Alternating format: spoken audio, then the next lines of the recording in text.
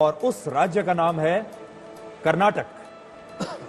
कर्नाटक दक्षिण का द्वार है, एकमात्र ऐसा दक्षिण का राज्य है जहां पर भारतीय जनता पार्टी के मुख्यमंत्री हो चुके हैं। यानी वहां पर विधानसभा में तो उनके लिए मामला अच्छा रहा है, लोकसभा में भी पिछली बार 25 सीटें आई थी।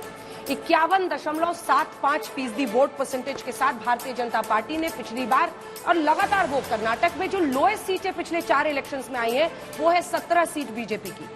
क्या इस बार उतनी सीटें वो ला पाएंगे? सबसे पहले वोट परसेंटेज के साथ शुरुआत करते हैं और मैं आपके सामने दबा देती हूं अपने इस मशीन में एनडीए को। ये देखिए एनडीए का बटन दबते ही 55% वोट। क्या आप ये कह रहे हैं मिस्टर गुप्ता कि वो पिछली बार से बेहतर करेंगे? वोट परसेंटेज तो ऐसा इशारा कर रहा है। एनडीए आपने कहा ना, इस बार उसमें जेडीएस भी शामिल है, जो जेडीएस में पिछली बार कांग्रेस के साथ गठबंधन में चुनाव लड़ा, जिससे जेडीएस को पिछली बार 10% 9.74% वोट्स मिले थे। तो वो अगर जोड़ दें हम तो लगभग 60% होता है, लेकिन 55% वोट परसेंटेज आप कह रहे हैं। इसमें 48 बीजेपी का और 7 जेडीएस का। 48 बीजेपी का, तो ये बताता है कि बीजेपी मार्जिनली वोट परसेंटेज में खिसक रही है, 3% खिसक रही है।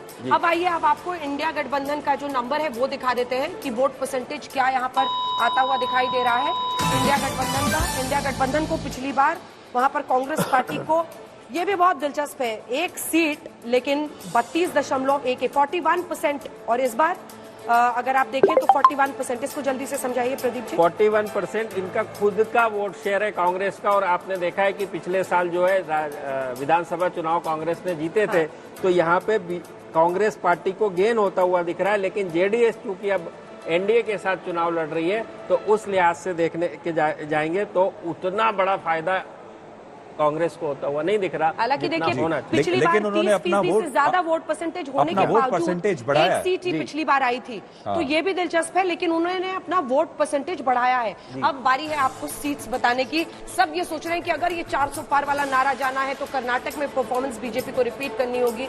ऐसा होता हुआ दिख रहा है या नहीं? बटन मेरे हाथ में है, अनुमान ये बताते हैं। ये देखिए 20 से 22, माफ कीजिएगा, ये जो 2 से 3 सीटें ये केरल के नंबर्स आ गए हैं। इसको करेक्शन करना होगा क्योंकि ये केरल का नंबर आ गया। ये भी दिलचस्प है, आपने पहले ही सस्पेंस खोल दिया केरल वाला। ये माफ कीजिए, केरल का जो क्वेश्चन पेपर था ये पहले थोड़ा लीक हो गया। तो थोड़ा सा इंतजार करना होगा। अभी हम आपको दिखाने वाले हैं कर्नाटक के नंबर्स। कर्नाटक में पिछली बार बीजेपी को 25 सीटें आई थी और अब देखिए 23 से 25 सीटें आती हुई दिखाई दे रही हैं। एग्जिट पोल में जो नंबर है जेडीएस गठबंधन में है, 1 सेकेंड, जेडीएस गठबंधन में है और जेडीएस की पिछली बार जो सीटें आई थी वो 2 से 1 सीट आई थी है? तो ये आप क्या कह रहे हैं? इस बार इसका ब्रेकअप बताइए तब समझ में आएगा मामला। नहीं, इस बार जो है बीजेपी को 20 से 22 सीटें मिलती दिख रही हैं, जो पिछली बार 25 आई थी। 5 गिरेंगे वो। और जेडीएस को जो 1 सीट मिली थी अब 2 से 3 मिलने की संभावना है। तो क्या ये गठबंधन एक बार फिर से अपर एज अगर हम ले ले प्रदीप जी, तो ये तो 25 को रिपीट करता हुआ, मतलब रिपीट करता हुआ दिखाई दे रहा है 2019 के परफॉर्मेंस को। 7% वोट शेयर बहुत बड़ा होता है जो जेडीएस लेके आ रहा है। तो बजाय इसके कि दोनों के वोट में कमी हो रही है और कांग्रेस के वोट में इजाफा हो रहा है, लेकिन सीटों के लिहाज से करीब करीब वहीं पर स्थिति बनी हुई है। तो अंजना, आगे बढ़ने से पहले देखिए एक बात तो ये है कि जो नुकसान कर्नाटक में बीजेपी को हुआ वो उन्होंने तमिलनाडु से उसकी भरपाई कर ली। यानी अभी हमने 2 राज्य देखे अंजना, और दोनों में अभी आप ये समझो कि पिछले बार वाली स्थिति ही अभी तक बनी हुई है।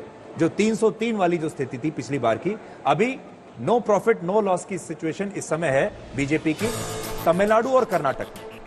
और बारी है आपको सीट्स बताने की। कर्नाटक में इंडिया गठबंधन की, देखिए कई लोग ये मानते थे कि वहां पर सिद्धारमैया की सरकार जिस तरह से विधानसभा में बनी और जाहिर तौर पर डीके शिव कुमार एक बहुत बड़े पॉलिटिकल पंडित के तौर पर उभरे, लोकसभा में वो नुकसान पहुंचाएंगे। लेकिन अगर यही नतीजे होते हैं जो आज हम अनुमान आपको बता रहे हैं, तो ये मुहर लगाएगा कि प्रधानमंत्री नरेंद्र मोदी के लिए कर्नाटक की जनता ने पुनः अपना विश्वास जताया है। आइए अब आपको दिखाते हैं कि इंडिया गठबंधन की कितनी सीटें आती हुई